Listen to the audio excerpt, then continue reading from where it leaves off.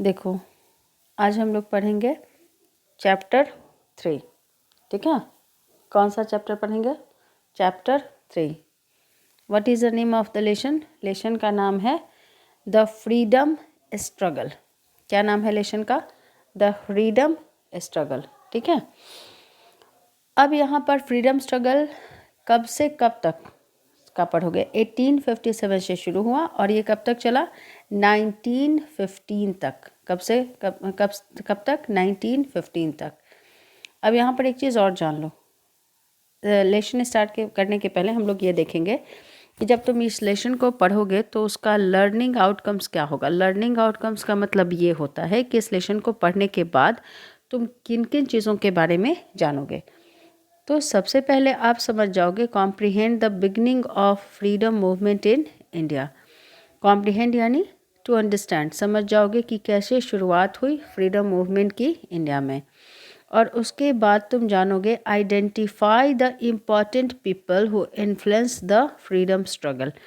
फिर उन important person को जानोगे जिन्होंने इसमें पार्टिसिपेट किया, जिनका इम्पॉर्टेंट रोल था किस चीज़ में? फ्रीडम स्ट्रगल में। फ्रीडम का मतलब होता है आज़ादी। किस चीज़, किससे आज़ादी इंडिया को चाहिए थी? ब्रिटिशर्स से। देखो जैसे हम लोग के देश का नाम क्या है? India. And people who live in India is called Indian. Okay, तो उसी तरह से ब्रिटेन भी एक कंट्री का नाम है। ठीक है, ब्रिटेन, अब तो इंग्लैंड हो गया ये ब्रिटेन। तो ब्रिटेन में जो रहते थे उनको बोलते थे ब्रिटिशर्स। तो तुम लोगों को शॉर्ट में तुम ये जान लो कि ब्रिटिशर्स यहाँ पे आए, यहाँ पर आके उन्होंने हमारे देश को गुलाम बना लिया। पर हाँ, एक चीज़ जान लो, जब ब्रिटिशर्स यहाँ आए थे तो वो इसलिए नहीं आए थे कि वो हमारी कंट्री को गुलाम बनाना चाहते थे। In fact they came here for trading. आए थे वो किस लिए? ट्रेड करने के लिए, यानी व्यापार करने के लिए आए थे। यहाँ से वो हमारे यहाँ से गरम मसाले ले जाते थे, वो यूरोपियन मार्केट में ले जाकर बेचते थे, उनसे उनको बहुत फ़ायदा होता था। फिर धीरे धीरे उन्होंने देखा कि यहाँ के लोग आपस में ही लड़ते रहते हैं। ठीक है, तो उन्होंने यहाँ के सारे राजाओं को हराकर और फिर यहाँ पे देश को गुलाम बना लिया। अब देखो, जब देश गुलाम हो गया लोगों को प्रॉब्लम होने लगी। तब अब ये लोग चाहते थे, अब इंडियन क्या चाहने लगे कि ये लोग किसी तरह से इन लोगों को यहाँ से भगा दिया जाए। उसी क्रम में सबसे पहला जो रिवोल्ट हुआ था वो कौन सा हुआ था? 1857। उससे पहले छोटे छोटे होते थे रिवोल्ट, लेकिन ये बहुत लार्ज स्केल पे हुआ था, इसलिए रिवोल्ट ऑफ 1857 से तुम लोगों को इसमें पढ़ना है। प्रीवियस चैप्टर में तुमने पढ़ा था 1857 के रिवोल्ट के बारे में। ये जो रिवोल्ट हुई 1857 की, उसने क्या किया? Had created a new awakening among the Indian people. यहाँ पे कह रहा है कि 1857 का जो रिवोल्ट हुआ उसने लोगों के अंदर एक नई तरह की feeling lie. Feeling of what? Do you know? Feeling of nationalism. Nationalism क्या होता है? नेशनलिज्म नहीं पढ़ते हैं, इसको क्या बोलते हैं? नेशनलिज्म। नेशनलिज्म की फीलिंग का मतलब ये होता है कि लोगों को अपने देश के प्रति बहुत लॉयल्टी, बहुत डिवोशन हो गया। ठीक है, लोगों के मन में ये लगा कि अरे मेरा देश, ये तो मेरा देश है, यहाँ बाहर के लोग आए हुए हैं, ये लोग ऐसे कर रहे हैं। तो ये फीलिंग आई, देशभक्ति तुम बोल सकते हो, देशभक्ति की फीलिंग आई लोगों के अंदर। लोग सोचने लगे कि नहीं, हमें अपने देश के लिए कुछ करना है। ठीक है, so here it is being said that revolt of 1857 had created a new awakening among the Indian people as you read in the previous chapter, जैसा तूने पढ़ा।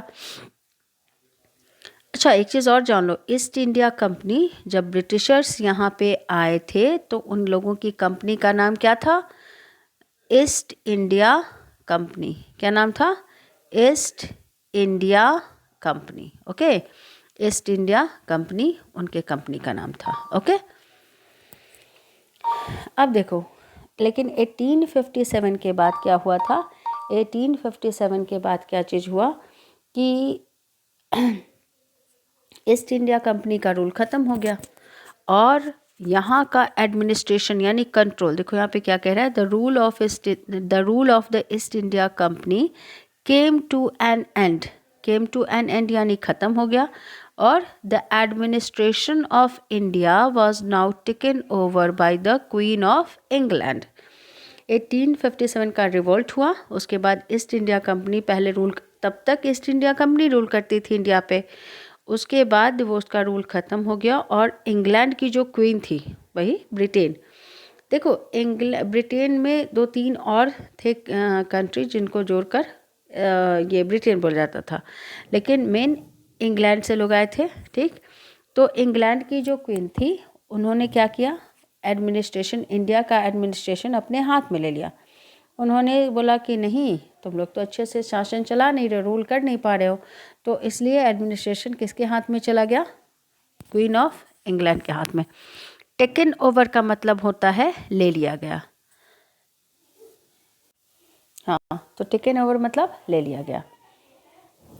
अब देखो, even though the revolt failed, देखो अब एक चीज़ और जानो, 1857 का रिवोल्ट जो हुआ था उसमें लोग ये कहे कि अब इसको यहाँ से भगा ही देना है ब्रिटिशर्स का, लेकिन ऐसा हुआ नहीं। उस रिवोल्ट को अंग्रेज़ों ने क्या किया, ब्रिटिशर्स ने क्या किया, उसको सप्रेस कर दिया। क्या कर दिया, सप्रेस कर दिया। सप्रेस करना यानी क्या चीज़, उसको ख़त्म कर देना। ठीक है, लेकिन यहाँ पे कह रहा है कि इवन दो यानी हालांकि द रिवोल्ट फेल्ड, रिवोल्ट तो फेल हो गया, इट शोड द, लेकिन इस रिवोल्ट ने एक फ़ायदा हुआ, it showed the seeds of nationalism, लेकिन ये इसने लोगों के अंदर किस चीज़ की फीलिंग जगा दी, देशभक्ति की।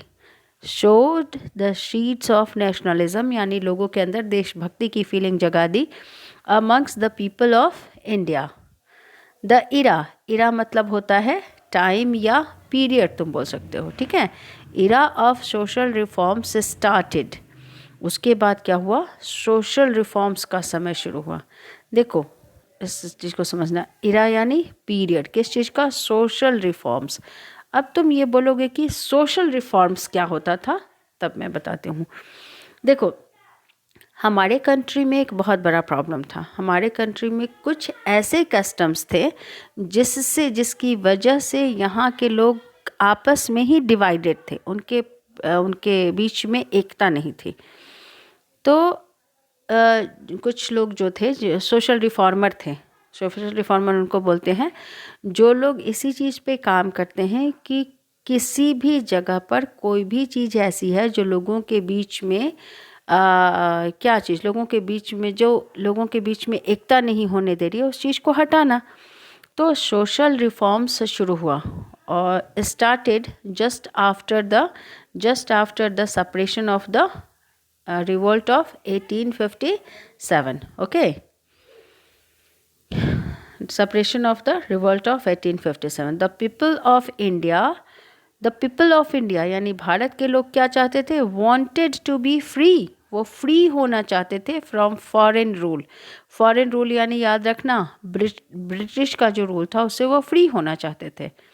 अब फ्री होना चाहेंगे तो अब तो वो पूरी तरह से गुलाम बना लिए, तो फ्री आप कैसे होइएगा, तो सारे लोग यूनाइटेड होंगे तभी ना। और सारे लोग यूनाइटेड कैसे होंगे, कोई भी ऐसी चीज़ समाज में जिससे वो लोग बटे हुए थे उस चीज़ को ख़त्म करना, यानी जो भी ख़राब चीज़ें थी जिसकी वजह से लोग आपस में ही झगड़ रहे थे, तो उस चीज़ को ख़त्म करना। देखो यहाँ पे लिखा हुआ, Indian society at that time suffered from a number of social ills. What does it mean, कह रहा है कि उस समय इंडियन सोसाइटी जो थी वह किस चीज़ से सफ़र कर रही थी। सफ़र करना मतलब यहाँ पर लोग परेशान था। कुछ नंबर ऑफ यानी बहुत सारे, देखो अ नंबर ऑफ का मीनिंग क्या होता है, अ नंबर ऑफ यानी बहुत सारे सोशल एवल्स से, सोशल एल्स यानी समाज में बहुत सारे ऐसे कस्टम्स थे जो बहुत ख़राब थे, जिसकी वजह से लोग आपस में ही झगड़ते थे, लोग कभी एक मिलजुल कर रह नहीं पाते थे। This were coming up in the way of our fighting the British rulers as a united people। देखो यहाँ पे क्या लिखा हुआ है कि ये जो नंबर ऑफ सोशल इल्स थे, ठीक है, तो ये प्रॉब्लम का काम कर रहा था। This we're coming, this were मतलब ये जो सोशल इल्स थे वो लोगों के रास्ते में आ रहे थे। किस चीज़ में? Fighting the British rulers as a united people.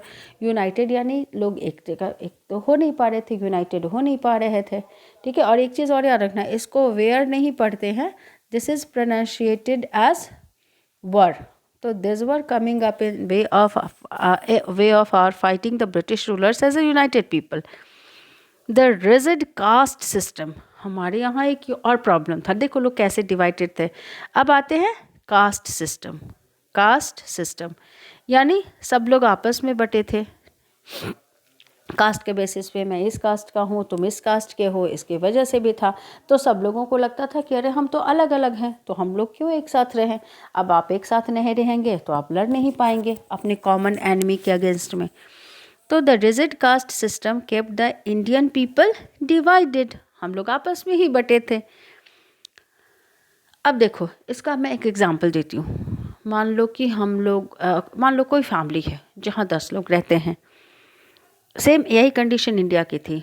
अब घर के जो 10 लोग हैं और सब लोग आपस में ही लड़ते रहेंगे किसी बात को लेकर, तो बाहर वाला आदमी तो आएगा तो उसके लिए आसानी हो जाएगी ना, उसके घर को छीनना, उन लोगों को और मतलब उनका कोई भी चीज़ को ले लेना। यही चीज़ इंडिया के साथ हुआ। इंडिया में जो लोग रहने वाले थे आपस में ही लड़ते रहते थे।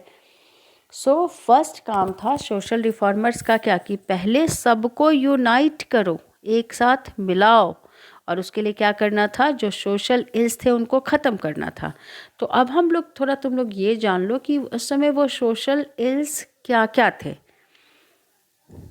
पहला देखो इलिटरेसी। इलिटरेसी यानी लोग पढ़ लिख नहीं सकते थे, लोगों को पता नहीं चलता था। पढ़ने लिखने से हमें पता होता है ना कि कहाँ पर क्या हो रहा है, कौन सी चीज़ अच्छी है बुरी है, ठीक है। स्पेशली अमंग विमेन, विमेन, और इसको पढ़ते हैं विमेन, ठीक है। इसका प्रोनाउंसिएशन क्या होता है, women. Was another curse, curse यानी एक तरह से श्राप था, खराब चीज़। A number of evil social practices, और बहुत सारी ऐसी चीज़ें थी वर प्रिवेलेंट, प्रिवेलेंट यानी उस समय थी, सच एज सती। सती में क्या होता था, अगर किसी वुमन का हस्बैंड अगर एक्सपायर कर गया तो उसको ज़िंदा जला दिया जाता था, that is called Sati system. Child marriage, बचपन में ही शादी कर दी जाती थी। And caste system which would not let people look forward, और लोग इसी चीज़ में उलझे रहते थे।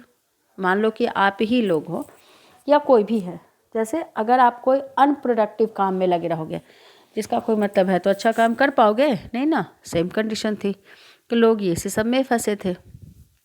सो सबसे पहले तो ये सोशल इल्स को दूर करना था। तो this are the social ills, या कहीं कहीं इसको एविल्स भी पढ़ोगे, like sati system, child marriage, caste system.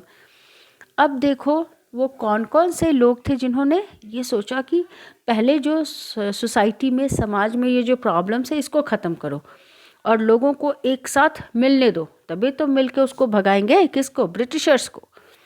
सो सोशल रिफॉर्मर्स का याद रखना, many social reformers such as Raja Ram Mohan Roy, Ishwar Chandra Vidyasagar, sir Syed Ahmed Khan, Narayana Guru and Swami Vivekananda came forward.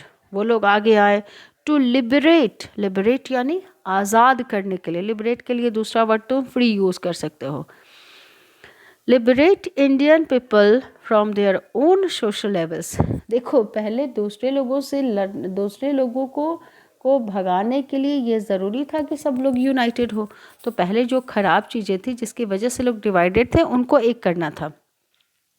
ये लोग आगे आए। दे ऑल्सो प्रोमोटेड यानी सब जगह किस चीज़ को प्रमोट किया, प्रमोट किया मतलब लाना, ठीक है। सब चीज़ को लोगों को कहा कि नहीं ये सब चीज़ को लाओ। देखो जो ख़राब चीज़ें थी इन लोगों ने कहा उसको हटाओ, और जो अच्छी चीज़ें हैं उसको वापस लाओ। दे ऑल्सो प्रोमोटेड री मैरिज यानी फिर से शादी करवाना, किसका, विडोज़ का, जिनके हस्बैंड एक्सपायर कर गए थे। And the upliftment of women, upliftment का मतलब क्या होता है, अपलिफ्टमेंट ऑफ विमेन यानी विमेन को पढ़ाना लिखाना, उनको सब चीज़ों के बारे में बताना, क्योंकि पढ़ेंगे लिखेंगे एडुकेट होंगी तो बहुत सारी चीज़ों के बारे में जानेंगे। दे फेल्ट मतलब ये सारे रिफॉर्मर्स का जो नाम तुमने देखा, राजा राम मोहन राय, ईश्वर चंद्र विद्यासागर, तो दे फेल्ट उनका ऐसा मानना था without this change in society, कि बिना सोसाइटी में ये चेंज किए हुए India would not be able to unite, तो इंडिया यूनाइट नहीं हो सकता है, यहाँ के लोग एक नहीं हो सकते हैं, क्योंकि वो तो छोटी छोटी चीज़ों में उलझे रहेंगे। तो उनका मानना था India would not be able to unite and fight the British. All of them created institutions for promoting education and removal of social evils. तो उन्होंने इंस्टीट्यूशंस क्रिएट किए, एस्टैब्लिश किए। जैसे इंस्टीट्यूशन में तुम लोग का स्कूल है, वो भी इंस्टीट्यूशन है, उसका पर्पस क्या होता है? तुम लोगों को एडुकेट करना, तुम लोगों को बताना कि कैसे मिलजुल के रहते हैं, अच्छी आदतें सिखाना। तो वैसे ही इन्होंने इंस्टीट्यूशन क्रिएट किया कि लोग एडुकेशन के बारे में जाने, पढ़े लिखे। पता है आज जैसे हम लोग पढ़ाई लिखाई करते हैं, पहले शुरू में इंडिया में ये सब कुछ नहीं था, बहुत कम लोग पढ़ते थे। ठीक है, देखो यहाँ पे तस्वीरें दी गई हैं इन लोगों की, तुम लोगों को देखना चाहिए। Raja Ram Mohan Roy, Ishwar Chandra Vidyasagar, sir Syed Ahmed Khan, Narayana Guru, Swami Vivekananda, social reformers that influence the Indian society. आपका एग्जाम में आ सकता है क्वेश्चन लिखने के लिए, name the social reformers who influence the Indian society. कैसे इन्फ्लुएंस किया यानी बदलाव लाया। तो कैसे लाया? लोगों को क्या चीज़, सोशल एविल्स को ख़त्म करके उसको कहा कि ये सबको अब हटाओ। Okay, beginning of the freedom movement. अब देखो ये सारी चीज़ों के होने के बाद क्या हुआ कि हमारे यहाँ एक कौन सा बना, इंडियन नेशनल कांग्रेस। इसी क्रम में ये बना था इंडियन नेशनल कांग्रेस, अभी है जिसको कांग्रेस पार्टी हम लोग बोलते हैं ना, वही है Indian National Congress. When it was establish, देखो the growing feeling of nationalism, लोगों के अंदर कौन सी कैसी फीलिंग आने लगी, देशभक्ति की, resulted in the formation of the Indian National Congress. और तभी हम किसकी स्थापना हुई, क्या कौन सा चीज़ बनाया गया, एक इंस्टीट्यूशन, इंडियन नेशनल कांग्रेस। कब बनाया गया था? 1885 में। याद रखना कब बनाया गया था? 1885। किस लिए? To draw the attention of the British government to the problems faced by the Indians. देखो इंडियन नेशनल कांग्रेस इसीलिए बनाया गया था कि इंडियंस को जो भी प्रॉब्लम्स हों वो यहाँ के इंस्टीट्यूशंस के थ्रू वो ब्रिटिशर्स को बोले, ब्रिटिश गवर्नमेंट को बोले, क्वीन ऑफ इंग्लैंड के पास ये जाए कि यहाँ के लोग ये प्रॉब्लम झेल रहे हैं, आप इनको ख़त्म कीजिए। हालांकि ये चीज़ तुम लोगों को थोड़ी अजीब लगेगी कि इंडियन नेशनल कांग्रेस को फॉर्म करने वाले कौन थे, तो he was Elon Octavian Hume. इनका शॉर्ट फॉर्म में ऐसे बोलते हैं AO ह्यूम, हु एस्टैब्लिश या फॉर्म INC, तो क्या बोलोगे? AO Hume. यहाँ पे देखो लिखा हुआ भी है, national Congress was started by AO Hume. एक और क्वेश्चन तुम्हारा बन गया, हु स्टार्टेड नेशनल कांग्रेस, तो तुम बोलोगे AO Hume. The first session of the Congress was held in Bombay, जिसको अभी नाम मुंबई है, ये भी याद रखना। कांग्रेस का जो फर्स्ट सेशन था वो कहाँ पे हुआ था? मुंबई में। The president of this session was WC Banerjee. And who was the president of this session? WC Banerjee. Okay, अब देखो, अब हम लोग पढ़ेंगे किसके बारे में? Moderates and extremists. ये मॉडरेट्स और एक्सट्रीमिस्ट किस में थे? INC में, इंडियन नेशनल कांग्रेस में। ठीक है, अब तुम देखो कि मॉडरेट्स किसको बोला जाता था और एक्सट्रीमिस्ट किसको बोला जाता था। The Indian National Congress was broadly divided into 2 groups. अब INC भी डिवाइडेड था 2 ग्रुप में। देखो INC, Indian National Congress, was divided into 2 groups. पहला जो ग्रुप था उसमें वो लोग जो लोग थे उनको कहा जाता था मॉडरेट्स, और दूसरे लोग जो थे उनका कहा जाता था, एक और ग्रुप था उनको कहा जाता था एक्सट्रीमिस्ट्स या फिर नेशनलिस्ट्स। ओके, अब हम लोग देखेंगे कि इन दोनों में क्या फ़र्क था। First, the moderates and extremists को क्या बोला जाता था? नेशनलिस्ट्स भी। Moderates were those who aimed to solve the problems through discussions, meetings, and with repeated requests. देखो, आईएनसी के अंदर जो मेंबर थे, तो कुछ मेंबर्स ऐसे थे जिनका ये मानना था कि जो भी प्रॉब्लम, हम लोगों ने क्या देखा कि आईएनसी किस लिए बनाया गया था? फॉर्मेशन ही था कि इंडियंस को जो भी प्रॉब्लम हो वो आईएनसी के थ्रू, मतलब इंडियन नेशनल कांग्रेस में जाएं, इंडियन नेशनल कांग्रेस के थ्रू क्वीन ऑफ इंग्लैंड के पास जाएगा कि ये सारे प्रॉब्लम्स हैं। तो उसमें कुछ लोग मॉडरेट्स जो थे, यानी कुछ लोग ऐसे थे जिनका ये मानना था, देखो, we're those who aimed to solve the problems, जिनका ये कहना था कि हमारा जो भी प्रॉब्लम्स है उसको हम लोग कैसे सॉल्व कर सकते हैं? डिस्कशन करके, मीटिंग्स करेंगे, एंड विथ रिपीटेड रिक्वेस्ट, यानी वो बार बार रिक्वेस्ट करते थे, ठीक है ना, कि ये प्रॉब्लम है, डिस्कशंस करते थे, मीटिंग्स होती थी। लेकिन अब देखो, क्या इसका कोई फ़ायदा हुआ? प्रॉब्लम सॉल्व होते थे? नहीं। अब इसमें कौन कौन से लोग थे ये भी जानो, और उनका क्या मानना था, आखिर वो क्यों कहते थे कि डिस्कशंस, मीटिंग्स या रिक्वेस्ट से करेंगे? दे बिलीव्ड, उनका ये मानना था, in the British sense of justice. Moderates जो थे, इनका मानना था कि नहीं, ब्रिटिश का जो सेंस ऑफ जस्टिस है, यानी वो लोग जो भी फैसला करते हैं बहुत सोच समझ के बहुत अच्छे से करते हैं, ठीक है। अब इसमें कौन कौन से मेंबर आ गए, इनका नाम याद रखना, और एग्ज़ाम में ऐसे क्वेश्चंस आएंगे तुम्हारे, या तुमको ऐसे भी पता होना चाहिए कि मॉडरेट्स में कौन कौन आते थे। तो Dadabhai Naoroji, Surendranath Banerjee, Badruddin Tyabji believed in the moderate approach. ये लोग किस चीज़ में विश्वास करते थे? मॉडरेट अप्रोच में। Moderate approach means what? कि डिस्कशन करेंगे, मीटिंग्स करेंगे, बार बार रिक्वेस्ट करेंगे कि देखिए हमको ये प्रॉब्लम है, सॉल्व कीजिए। देखो, यहाँ इन लोगों की तस्वीर भी दी हुई है। दादा भाई नौरोजी, सुरेंद्र नाथ बैनर्जी और बदरुद्दीन तैयब जी, ठीक। लेकिन देखो, इसका क्या हुआ ना कि कोई फ़ायदा हुआ नहीं। सो some members of the Indian National Congress did not like the British approach towards the Indian masses. लेकिन उन लोगों वो लोग विश्वास नहीं करते थे। सब members of the Indian National Congress जो थे, उनका कहना था कि नहीं, उनका वो लोग लाइक नहीं करते थे ब्रिटिश का जो अप्रोच था टुवर्ड्स द इंडियन मासेस, यानी ब्रिटिशर्स जिस तरह से बिहेव करते थे इंडियंस के लिए और जो पॉलिसीज़ बनाते थे, उसमें उनका विश्वास नहीं था मॉडरेट्स की तरह। तो उन लोगों को कहा जाता था, दे वर कॉल्ड यानी कहा जाता था उन लोगों को क्या? एक्सट्रीमिस्ट और नेशनलिस्ट। अब तुमने मॉडरेट्स के बारे में पढ़ा कि मॉडरेट्स की क्या सोच थी, अब पढ़ो, अब देखते हैं कि नेशनलिस्ट क्या सोचते थे। देखो,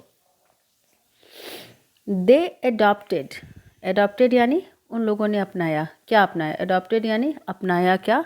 द पाथ ऑफ वायलेंस, ठीक है। वायलेंस यानी शूट करना, गोली चलाना, वो लोग मीटिंग्स और रिक्वेस्ट में विश्वास नहीं करते थे। Violence and threat to achieve freedom from the British rule. देखो, मॉडरेट्स क्या करते थे? रिक्वेस्ट करते थे। इन लोगों ने कहा कि नहीं, हम लोग तो वो वायलेंस भी करते थे, बहुत जगह मारपीट भी होती थी, और उन्होंने धमकी दी कि वो क्या करेंगे? आज़ाद करेंगे इंडिया को, किस से? ब्रिटिशर से। Leaders such as Lala Lajpat Rai, बाल गंगाधर तिलक, बिपिन चंद्र पाल, देवर popularly known as Lal Bal Pal. Okay, there are there are other leaders also, but they are prominent, important यहाँ पर ये हैं। तो मॉडरेट्स और एक्सट्रीमिस्ट्स का भी नाम याद रखना, ठीक है। प्रोमिनेंट यानी इम्पोर्टेंट। ये तीनों क्या थे? दे आर कॉल्ड एक्सट्रीमिस्ट्स और नेशनलिस्ट्स। मतलब they did not believe in discussions, meetings or repeated requests. They believe in violence, and they believed that India can gain freedom only through violence. Okay.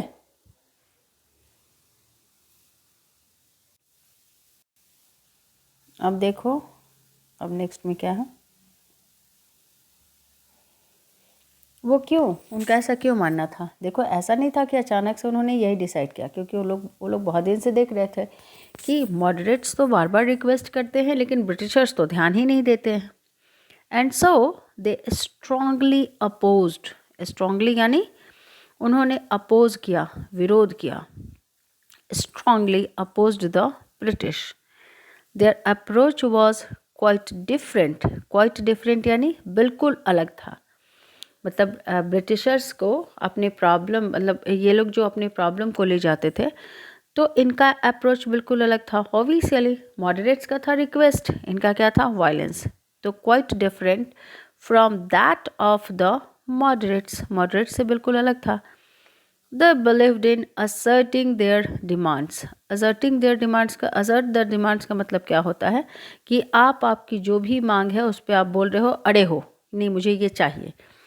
और जानते हो ये इन्होंने अपनी demands को कैसे पूरा करवाने का सोचा, ये लोग हड़ताल करते थे, डिमॉन्स्ट्रेशन करते थे, धरने देते। आपने कभी देखा होगा कि बहुत लोग, बहुत ढेर सारे लोग एक साथ निकल जाते हैं बाहर प्ले कार्ड्स लेकर, that is called demonstration. It is see in front of the British government. Office के आगे जाके बहुत सारे लोग खड़े हो जाते थे, हड़ताल करते थे, डिमॉन्स्ट्रेशन करते थे, क्योंकि उनका ये मानना था, they believed that only in this way, कि सिर्फ यही एक तरीका है जिससे the British could accept their demands. ठीक है, देखो एक्सट्रीमिस्ट का या फिर नेशनलिस्ट, दोनों का ये ध्यान रखना कि एक्सट्रीमिस्ट को ही नेशनलिस्ट बोला जाता था। तो इनका मानना था कि British could accept their demands only this way. इन हिज न्यूज़पेपर कॉल्ड केसरी, एक चीज़ और याद रखना, केसरी न्यूज़पेपर का नाम है, ठीक है। और केसरी को निकाला कौन, इस न्यूज़पेपर को कौन निकालते थे, गंगाधर, बाल गंगाधर तिलक। ओके, तो तिलक ने क्रिटिसाइज्ड किया था ब्रिटिश वेरी सिवियरली, बहुत बुरी तरह से क्रिटिसाइज़ करना, यानी उनके बारे में कहा था, ब्रिटिशर्स के बारे में, कि in his famous quote he said, freedom is my birth right and I will have it. Freedom is my birth right यानी मेरा जन्म से मुझे आज़ाद रहने का अधिकार है और मैं इसे लेकर ही रहूँगा। हो सकता है कि एमसीक्यू में तुम लोगों का क्वेश्चन ये आए कि कि किसने शुरू किया था ये, हु स्टार्टेड न्यूज़पेपर केसरी, और ये किस लैंग्वेज में न्यूज़पेपर था, मराठी में। ओके, अब हम लोग पढ़ेंगे पार्टीशन ऑफ बंगाल। बंगाल एक स्टेट है जिसके बारे में आप लोग जानते हो, ठीक है। अंग्रेज़ लोग अब अंग्रेज़ क्या देखने लगे कि ये लोग तो आपस में मिलकर हम लोगों के अगेंस्ट में आ रहा है, तो अंग्रेज़ों ने कहा कि ऐसा करते हैं, सबसे पहले करते हैं बंगाल को डिवाइड करते हैं। किसको डिवाइड करते हैं, बंगाल को। Divide and rule has always been the policy of the British. देखो ब्रिटिश का एक और था, ठीक है, ब्रिटिश की एक पॉलिसी थी जिसको याद रखना, क्या करना, डिवाइड एंड रूल, बांटो और राज करो। Has always been the policy of the British to maintain their colonial rule. यहाँ पर आके वो अपनी कॉलोनी ही बसाए थे ना इंडिया में। इसको मैं ऐसे समझाती हूँ, आखिर वो क्यों लोगों को डिवाइड कर देते, लोगों में एकता नहीं रहने देते थे, क्योंकि सब लोग अगर एकजुट हो जाता तब तो वो हमेशा यहाँ रूल करते, ठीक है। अंग्रेज कैसे भागे, बिकॉज ऑफ कि सारे लोग यूनाइटेड होके उसके अगेंस्ट में गए। तो इसके लिए 1905 में Lord Curzon divided Bengal into 2 parts. Lord Curzon ने बंगाल को डिवाइड किया 2 पार्ट्स में। कितने पार्ट्स में डिवाइड किया, 2 पार्ट्स में। At that time, Bengal was the largest province of British India. उस समय बंगाल जो था वो लार्जेस्ट प्रोविंस हुआ करता था ब्रिटिश इंडिया का। अच्छा, बंगाल को ही क्यों डिवाइड किया, क्योंकि उस समय बंगाल बहुत बड़ा एरिया था, ठीक है ना, लार्जेस्ट प्रोविंस था और वहाँ पे सबसे ज़्यादा लोग रहते थे। द रीज़न ही स्टेटेड यानी सेड, जब ये लॉर्ड कर्जन पार्टीशन करने लगा, बंगाल को अलग अलग करने लगा, तो इसने कहा कि ये एरिया बहुत बड़ा है, तो एडमिनिस्ट्रेशन में दिक्कत होती है। The reason he stated for the partition was administrative inconvenience. उसने कहा कि शासन करने में यहाँ प्रॉब्लम होती है। But the truth was that the partition was made on the basis of religion. लेकिन सच्चाई क्या थी कि ये रिलीजियस बेसिस पे डिवीज़न किया गया था कि हिंदू मुस्लिम आपस में क्या हो जाए, डिवाइडेड हो जाए। तो ये लोग एक साथ नहीं रहेंगे। एक साथ जब नहीं रहेंगे तो एक साथ क्या होगा, ये लोग अंग्रेज़ों के अगेंस्ट में लड़ेंगे नहीं।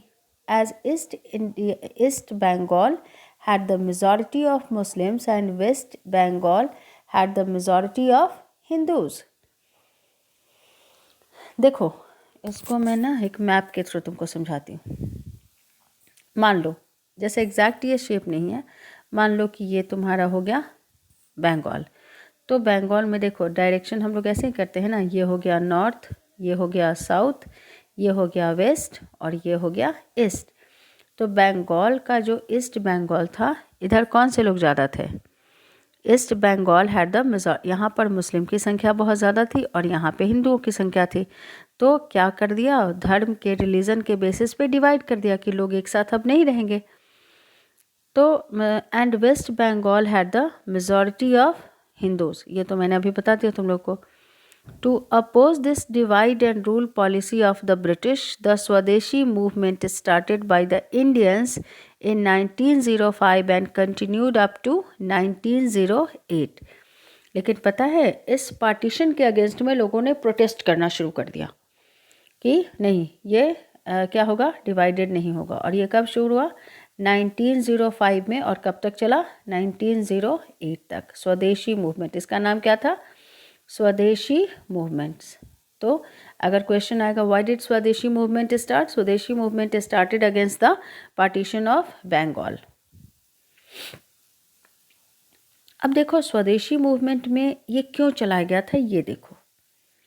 The people of India now became more aggressive in their fight. Aggressive यानी क्या होता है कि अब ये लोग तो और ज़्यादा हो गए कि नहीं, अब तो हम लोगों को ब्रिटिश के अगेंस्ट जो फाइट है इसको तेज करना ही पड़ेगा, इनको भगाना ही पड़ेगा। द कांग्रेस लॉन्च्ड स्वदेशी मूवमेंट। इस मूवमेंट स्वदेशी अपने देश का, इस मूवमेंट में देखो क्या हुआ, क्या तरीके लोगों ने अपनाए। The plan was to boycott goods made in Britain.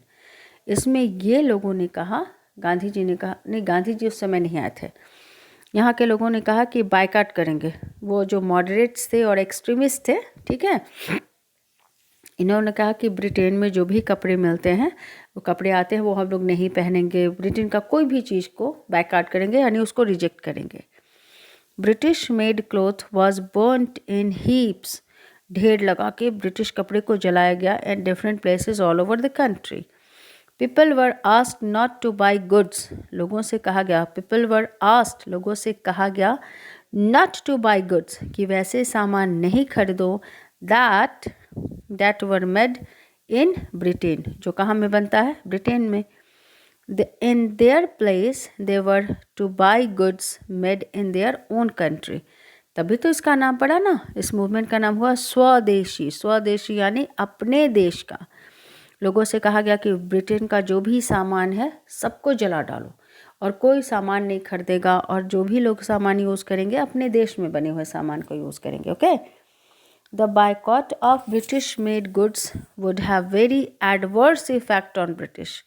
देखो यहाँ पे कह रहा है कि इंडियन लोग तो अब ब्रिटिश सामान यूज़ नहीं करने लगे।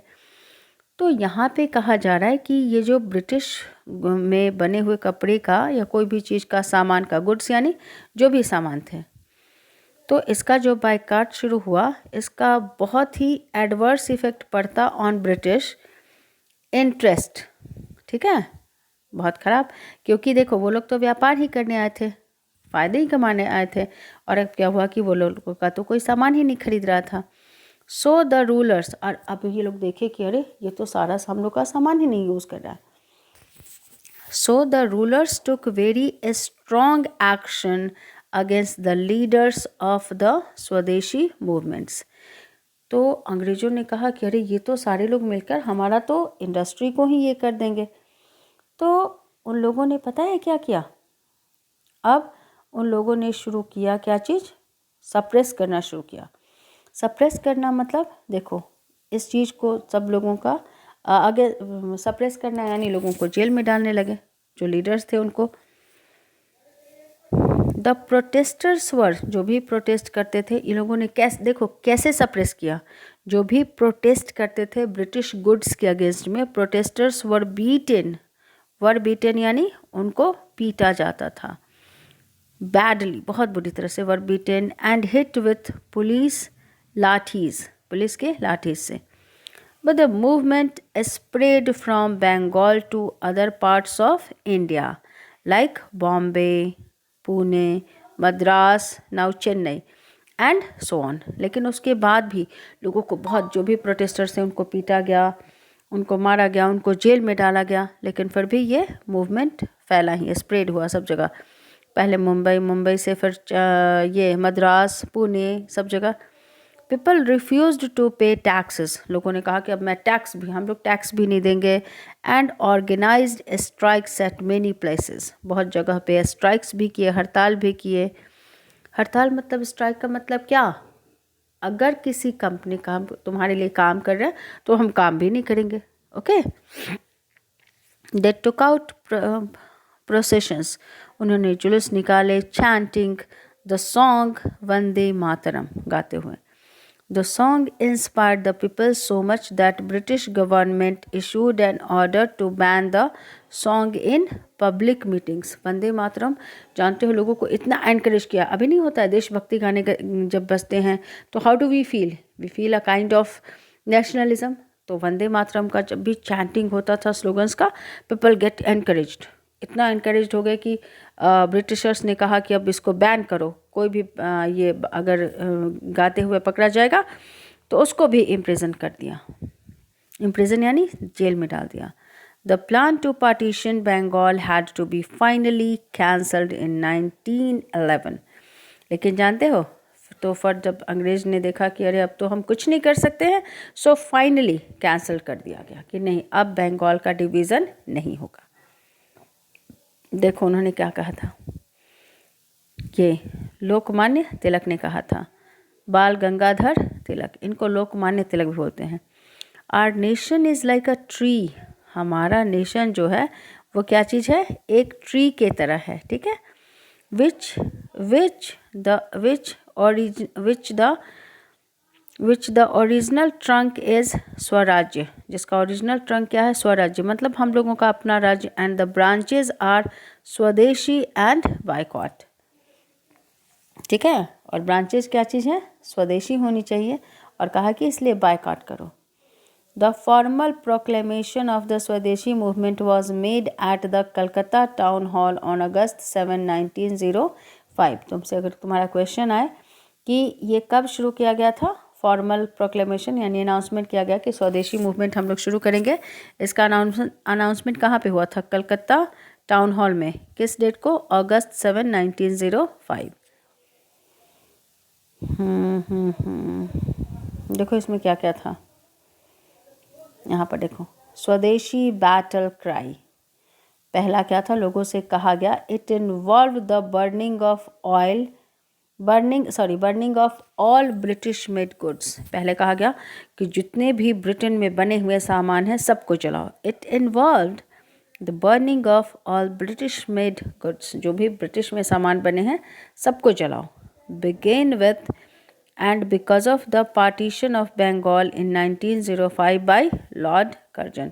और ये क्यों शुरू हुआ, बिगेन विथ, ये जो स्वदेशी मूवमेंट शुरू हुआ किसकी वजह से, क्योंकि बंगाल का जो पार्टीशन किया गया था, किसने किया था, लॉर्ड कर्जन ने। कब किया था, 1905 में।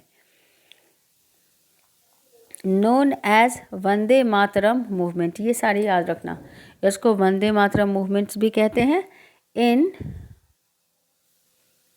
इन कहाँ पे, आंध्र प्रदेश में। August 7 has now been declared as National Handloom Day, ये भी याद रखना कि अगस्त 7 को क्या डिक्लेयर किया गया, नेशनल हैंडलूम डे के रूप में। Chief architect of swaraj movement were कौन, आर्किटेक्ट्स मतलब इस मूवमेंट को शुरू करने वाले कौन थे, और बिंदो घोष, बाल गंगाधर तिलक, बिपिन चंद्रपाल, विशी पिल्लई एंड बाबू। यहाँ पे विजिबल नहीं है, आप लोग अपने बुक में देख लीजिएगा, ठीक है। चलो अब आते हैं रेवोल्यूशनरीज। रेवोल्यूशनरीज में कौन कौन थे? Some freedom fighters were called revolutionaries. देखो अब हम लोग पढ़ेंगे, ये पढ़ रहे थे रेवोल्यूशनरीज के बारे में। देखो कुछ फ्रीडम फाइटर्स जो थे फ्रीडम फाइटर्स यानी जो आज़ादी के लिए फाइट कर रहे थे ब्रिटिशर्स से। तो सम फ्रीडम फाइटर्स वर कॉल्ड, उनको क्या कहा जाता था? तो उनको रेवोल्यूशनरीज बोला जाता था। क्यों? देखो, हु बिलीव्ड, हु यानी जो, ये जिनका ये मानना था, बिलीव्ड करते थे, विश्वास करते थे, that the violence of British rulers needed to be met with similar violence from Indian freedom fighters। देखो कुछ फ्रीडम फाइटर्स को क्या बोला जाता था? यहाँ पे कह रहा है कि some freedom fighters were called revolutionaries। कारण क्या था? रेवोल्यूशनरीज उनको क्यों कहा जाता था? देखो क्योंकि उनका ये मानना था कि जो ब्रिटिश का वायलेंस है, वो लोग वायलेंस ही थे, मारपीट करते थे। हमने देखा स्वदेशी मूवमेंट में जो भी थे उनके साथ वो कैसे करते थे। उनका कहना था कि needed to be met with similar violence from Indian freedom fighters. तो उनके साथ भी वैसा ही करना चाहिए।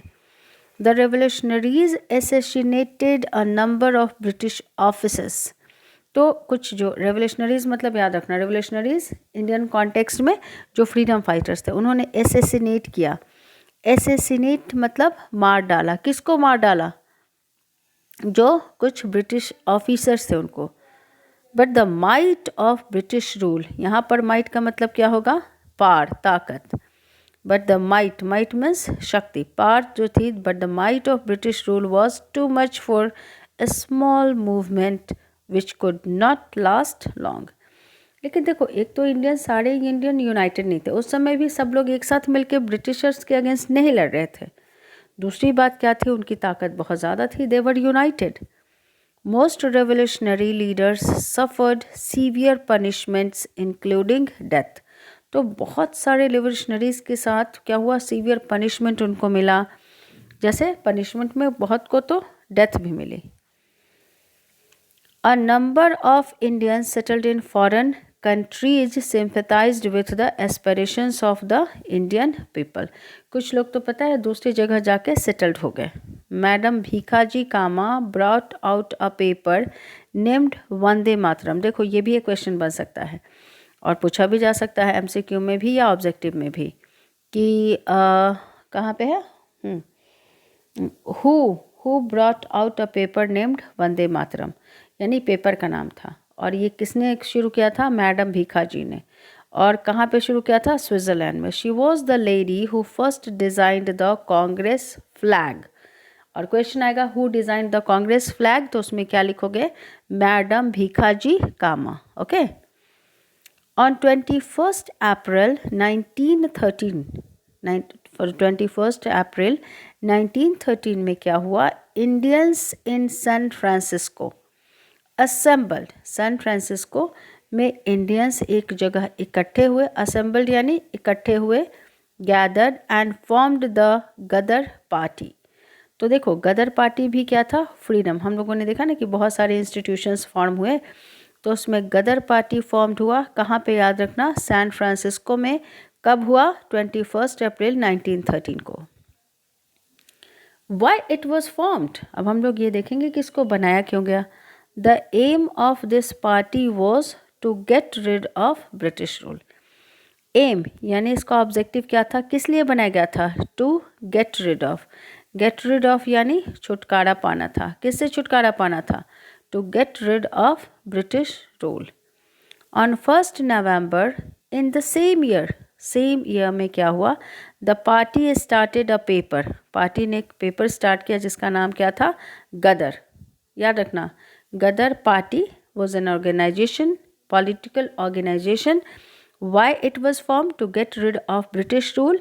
एंड सेम पार्टी ने शुरू किया एक न्यूज़पेपर जिसका नाम क्या था? Ghadar, which was published in different languages. को अलग अलग भाषाओं में पब्लिश किया जाता था।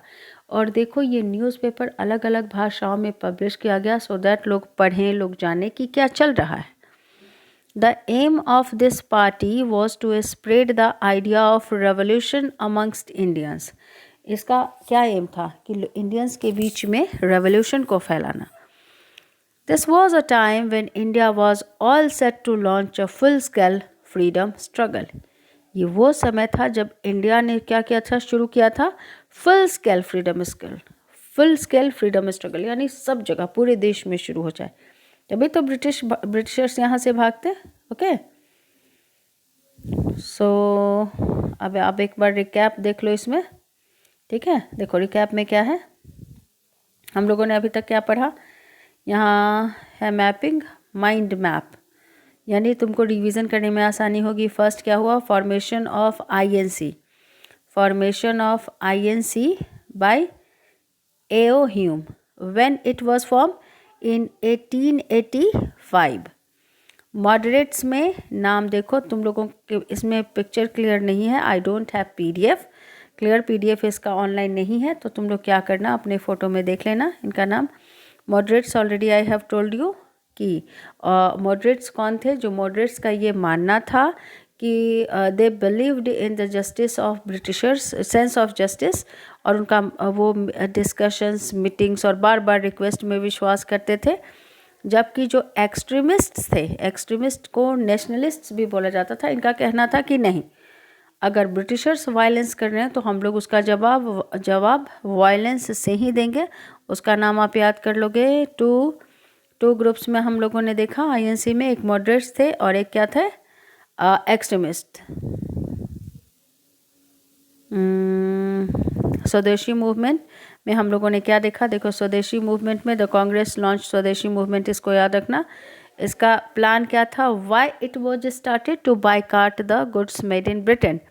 British made cloth was burnt in heaps at different places all over the country. चलिए फिर अगर कोई दिक्कत होगी तो आप लोग मुझसे पूछेंगे।